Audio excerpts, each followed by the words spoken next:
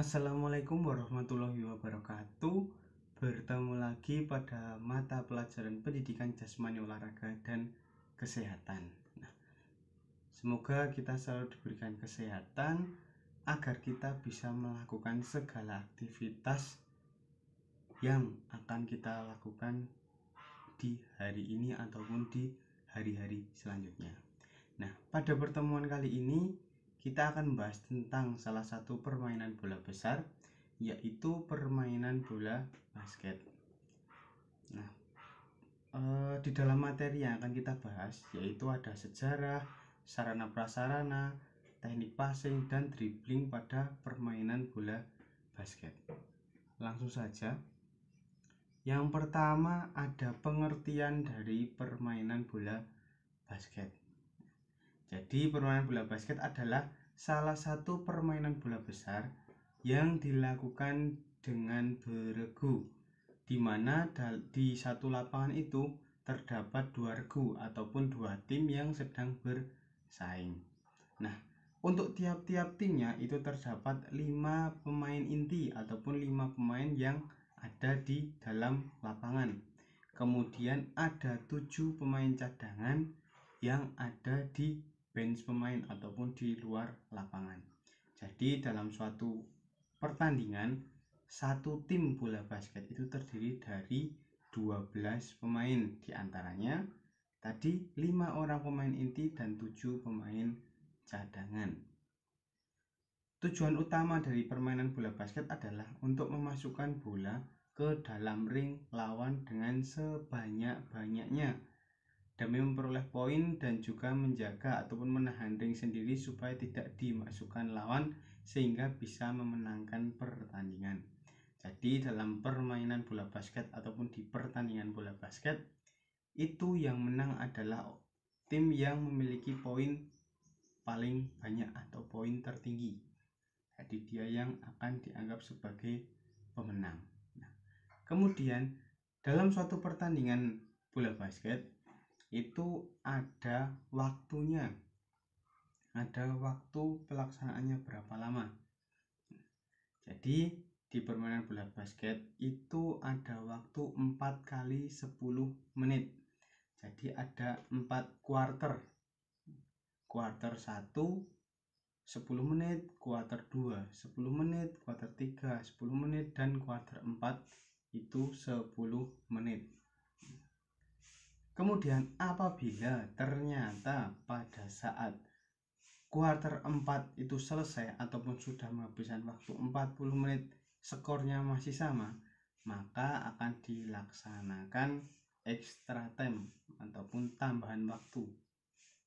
Dan tambahan waktunya yaitu 5 menit dalam satu babak. Jadi dalam 5 menit waktu tambahan itu harus ada pemenangnya, harus ada skor yang lebih tinggi. Apabila skornya masih sama, dilakukan perpanjangan lagi 5 menit sampai ada yang salah satu tim yang memiliki skor lebih tinggi daripada tim satunya sehingga terdapat pemenang. Selanjutnya ada sejarah permainan bola basket. Sejarah permainan bola basket yaitu ada Dr. James Naismith. Dia merupakan seorang guru yang berasal dari Kanada yang mengajar di YMCA, organisasi yang mengajarkan tentang kekristenan. Tepatnya berada di Springfield, New England. Jadi James Naismith ini disebut sebagai penemu olahraga bola basket. Ceritanya bagaimana?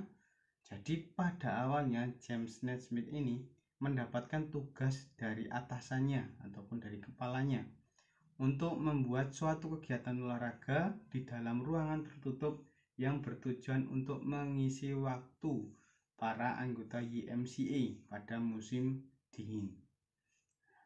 Pada tahun 1891, James menemukan olahraga baru yang diciptakannya sendiri. Meskipun banyak yang tidak setuju dengan olahraga hasil ciptaan James ini.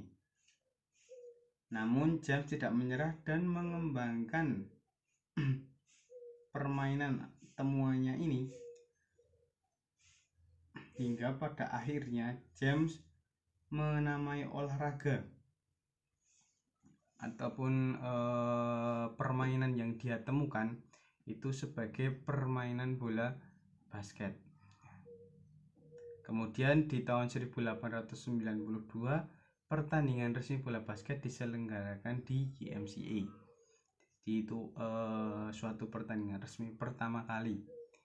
Kemudian bola basket pun semakin berkembang, semakin terkenal, sehingga pada tahun 18 Juni tahun 1932 didirikan FIBA ataupun Federation Basketball International. Jadi FIBA merupakan induk organisasi internasional dari olahraga bola basket. Nah, untuk induk organisasi bola basket di Indonesia itu ada Perbasi atau Persatuan Bola Basket Seluruh Indonesia. Nah, tadi kalau induk organisasi internasionalnya itu FIBA, kemudian kalau induk organisasi di Indonesianya itu ada Perbasi, Persatuan Bola Basket Seluruh Indonesia. Nah, selanjutnya itu ada sarana prasarana dari permainan bola basket. Nah, ini ada sarana prasarana inti. Sarana prasarana inti. Nah, yang pertama dalam suatu permainan bola basket itu pasti membutuhkan lapangan. Ada lapangannya sendiri. Itu memiliki panjang 28 meter, kemudian untuk lebar itu ada 15 meter. Kemudian untuk bentuknya bagaimana? Nah, itu bisa kalian lihat pada gambar di samping. Nah, itu ada contoh bentuk lapangan bola basket. Itu di situ ada panjangnya, ada lebarnya. Selanjutnya, selain lapangan, dalam melakukan kegiatan atau melakukan suatu permainan atau suatu pertandingan bola basket itu akan membutuhkan bola. Itu harus ada. Nah, pada umumnya bahan yang digunakan untuk membuat bola basket adalah karet yang memiliki lapisan bahan sintetis. Nah, kemudian untuk ketentuannya bagaimana? Ketentuannya itu ada memiliki berat 600 sampai 650 gram, kemudian keliling bola adalah 75 sampai 78 cm. Nah, kemudian saat diisi udara dan dipantulkan, maka standar ketinggian pantulan adalah 1,2 sampai 1,4 meter. 1,4 meter itu apabila dilempar ataupun dilepaskan dari ketinggian 1,8 meter. Jadi apabila kita memompa bola itu menggunakan pompa yang biasa, tidak ada ketentuan PSI-nya, nah itu kita bisa mengukurnya dengan cara bola itu diangkat ke atas kita kira-kira ya 1,8 meter lah, 1,8 meter, kemudian bola itu dijatuhkan ke bawah. Nah, apabila hasil pantulannya itu sekitar 1,2 sampai 1,4 meter, maka isi udara dari bola itu sudah masuki kata standar ataupun sudah nyaman untuk digunakan. Untuk selanjutnya ada ring basket. Jadi bola itu nantinya akan dimasukkan di keranjang pada ring basket. Nah, untuk standarnya ring basket itu berbentuk seperti apa? Nah, pada suatu pertandingan resmi, baik itu pada IBL ataupun Indonesian Basketball League atau Liga Bola Basket yang ada di Indonesia, maupun ada juga di NBA ataupun Liga Bola Basket di Amerika yang sangat terkenal sekali. Nah, itu ada standarnya, gambarnya itu ada seperti pada sebelah kiri. Nah, kemudian untuk sebelah kanan itu ada ketentuan-ketentuan dari lapangannya. Ada ketentuan-ketentuan dari lapangan, dari ketinggian maupun lebar keranjang, lebar papan dari ring basket. Untuk papannya memiliki lebar atau memiliki lebar ataupun tinggi itu ada 1,2 meter. Kemudian untuk panjangnya itu ada 1,8 meter. Itu ada papan pantulan dari ring basket. Kemudian untuk ketinggian dari tanah mencapai papan itu sekitar 2,75 meter.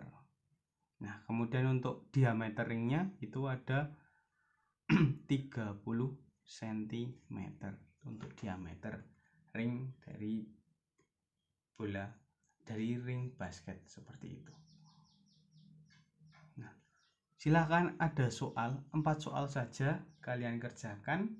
Itu ada siapa penemu olahraga bola basket, kemudian apa kepanjangan dari perbasi, kemudian ukuran bola basket nomor 7 itu digunakan untuk siapa. Nah, kemudian ukuran bola basket nomor 6 itu digunakan untuk siapa. Nah, silahkan kalian jawab pertanyaan ini di Google Form yang sudah disediakan.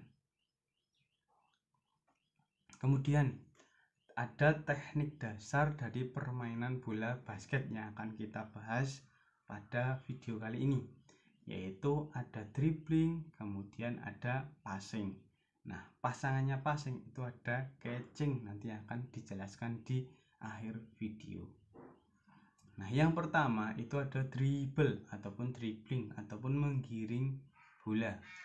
Menggiring bola merupakan teknik dasar dalam permainan bola basket yang dilakukan dengan cara memantulkan bola ke lantai lapangan dengan tujuan untuk melewati serta menjaga bola dari lawan. Itu tujuan utama dari melakukan dribbling bola ataupun menggiring bola. Nah, dalam permainan bola basket, dribble itu dibagi menjadi 2. Itu ada dribble tinggi dan ada juga dribble rendah. Dribble tinggi itu gunanya untuk apa? Jadi biasanya pemain ataupun atlet basket itu akan melakukan dribble tinggi. Dribble tinggi itu dalam artian tubuh kalian dalam kondisi tegak lurus. Nah, bolanya dipantulkan ke bawah dan nanti bola itu akan kembali ke tangan kalian. Jadi tubuh kalian tidak perlu membungkukkan. Nah, tujuannya untuk apa biasanya dribble tinggi ini? Yaitu untuk mengulur waktu, dan posisinya itu harus jauh dari lawan, karena dribble tinggi ini akan mudah sekali untuk direbut oleh lawan. Jadinya melakukannya jauh dari lawan sehingga kita bisa mendribble secara santai. Biasanya digunakan untuk mengulur waktu. Kemudian yang kedua ada dribble rendah. Nah, dribble rendah ini digunakan untuk melewati lawan ataupun untuk menerobos masuk ke daerah pertahanan lawan. Nah, seperti gambar di kanan atas, kanan sebelah kanan dari tulisan ini itu ada gambar salah satu pemain timnas basket Indonesia. Nah, dia sedang melakukan gerakan menuju ke dribble rendah sehingga tubuhnya agak dicondongkan ke bawah, kemudian lututnya sedikit ditekuk. Nah, di situ dia akan melewati lawan ataupun melewati orang yang sedang melakukan defense. Nah, di situ dia pasti akan melakukan speed ataupun kecepatan. Jadi biasanya dribble rendah ini pasti akan menggunakan kecepatan ataupun speed. Jadi bisa melewati lawan dengan mudah dan sulit untuk bolanya itu direbut seperti itu. Nah, kemudian teknik yang selanjutnya itu ada teknik passing ataupun mengoper bola. Itu ada 3 saja yang akan kita bahas, yaitu ada overhead pass, chest pass, dan bounce pass. Yang pertama itu ada chest pass. Chest pass itu sering disebut sebagai operan dada, operan antar dada dalam permainan bola basket. Jadi mengoper bola dari bagian depan dada dengan memakai kedua tangan.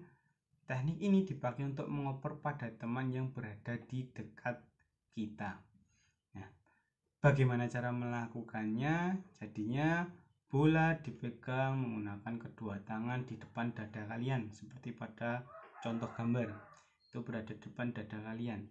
Nah, setelah itu bola didorong ke arah teman kalian, dan pastikan targetnya itu adalah depan dada teman kalian juga. Jadi passing antar dada. Bolanya nanti lurus antar dada. Nah, bagaimana cara melakukannya? Jadi pertama, kaki kita dibuka selebar bahu, bola dipegang di depan dada. Nah, saat kita akan melakukan gerakan passing, bola kita dorong ke depan. Pastikan targetnya itu adalah dada teman kalian, depan dada teman kalian. Kemudian saat kita mendorong bola, diikuti salah satu kaki kita. Biasanya kalau saya menggunakan kaki kiri yang akan ikut melangkah ke depan, sehingga ada gerakan follow through. Kemudian setelah bola itu lepas, pastikan tangan kalian itu dalam kondisi keduanya lurus ke depan, seperti contoh pada gambar, dan salah satu kaki itu ada di depan, seperti itu. Nah, kemudian teknik passing yang kedua itu ada bounce pass. Biasanya kalau dulu ada game bounce, game mantul-mantul di HP Nokia jadul itu dulu ada, tapi kalau sekarang mungkin udah nggak ada game kayak gitu.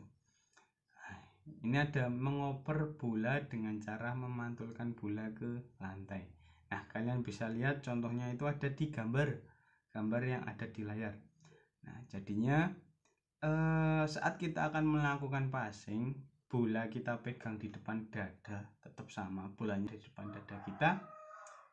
Kemudian bagaimana cara melakukannya itu sebenarnya hampir sama dengan chest pass.